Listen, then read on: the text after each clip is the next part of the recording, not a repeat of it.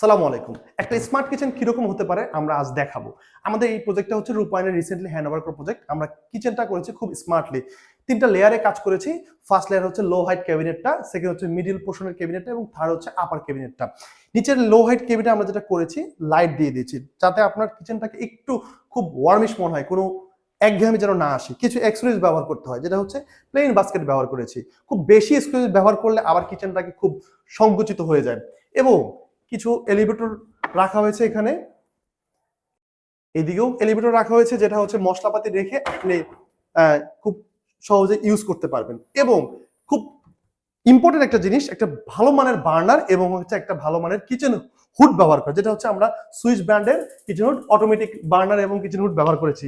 সাথে আমরা সুইসের সিঙ্কও ব্যবহার করেছি এবং ট্যাপটাও ব্যবহার করেছি, যেটা হচ্ছে আমাদের কিচেনকে আরো আরো এলিগেন্ট এবং আরো পশ কিভাবে দেখা যায় এবং খুব ইউটিলিটি পূর্ণ হয় সেই জিনিসটা আমরা করে ফেলেছি।